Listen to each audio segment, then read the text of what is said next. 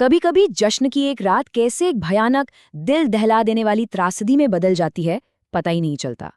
6 दिसंबर 2025 को गोवा के एक बहुत ही पॉपुलर नाइट क्लब में बिल्कुल यही हुआ, जब एक विनाशकारी आग ने सब कुछ बदल कर रख दिया। ये शब्द भावना जोशी के हैं, जो उस रात वहीं थीं और इस हादसे में उन्होंने अपने परिवार के 4 लोगों को खो दिया।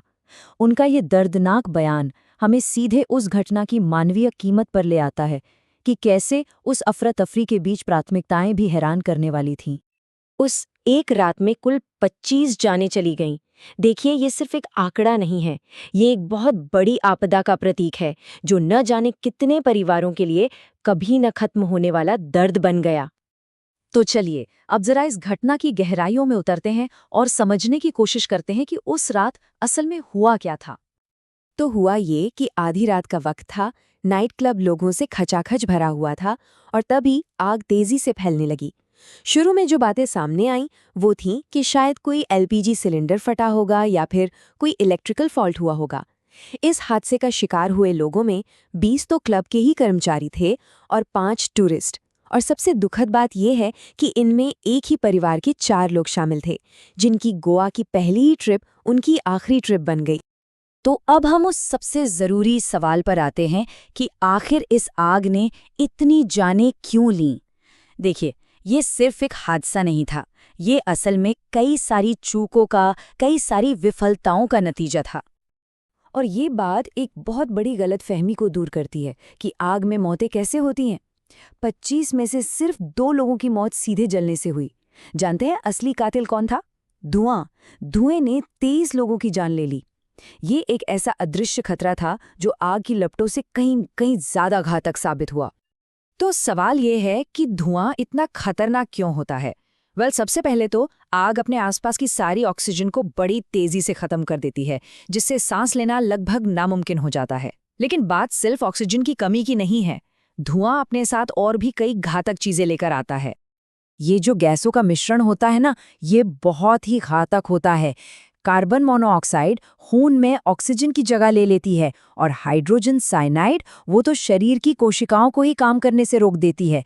इन दोनों का कॉम्बिनेशन मिनटों के अंदर जानलेवा हो सकता है, इससे पहले कि आग की लपटें किसी के पास तक पहुंचे। तो यहाँ सबसे ज़रूरी बात यह है कि इस त्रासदी को रोका जा सकता था। उस क्लब के पास फायर डिपार्टमेंट से कोई एनओसी तक नहीं थी। उसे बनाने में ऐसी चीज़ों का इस्तेमाल हुआ था जो बहुत जल्दी आग पकड़ती हैं। ना कोई स्प्रिंकलर थे, न ही काम करने वाले स्मोक अलार्म।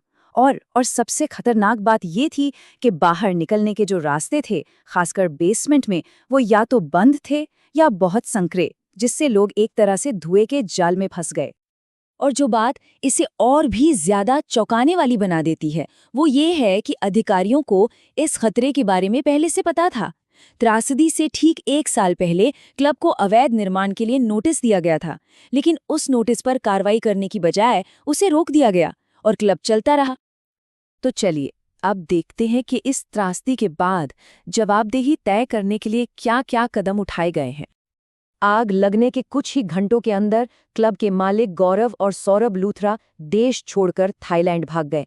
लेकिन गोवा पुलिस और इंटरपोल ने तेजी से एक्शन लिया। उनके खिलाफ एक ब्लू कॉर्नर नोटिस जारी हुआ, उनके पासपोर्ट सस्पेंड कर दिए गए और बस कुछ ही दिनों के अंदर उन्हें फुकेत में हिरासत में ले लिया गया। यहाँ एक दिलचस्प कानूनी पहलू भी है। अधिकारी प्रत्यर्पण की लंबी प्रक्रिया में जाने की बजाय उन्हें डिपोर्ट कराने की कोशिश कर रहे हैं। उनके पासपोर्ट रद्द करके उन्हें थाईलैंड में एक तरह से अवैध अप्रवासी बना दिया गया, जिससे उनकी भारत वापसी की प्रक्रिया काफी तेज हो जाती है। और जवाबदेही का दायरा लगातार बढ़ रहा है। एक और समालिक अजय गुप्ता को गिरफ्तार कर लिया गया है।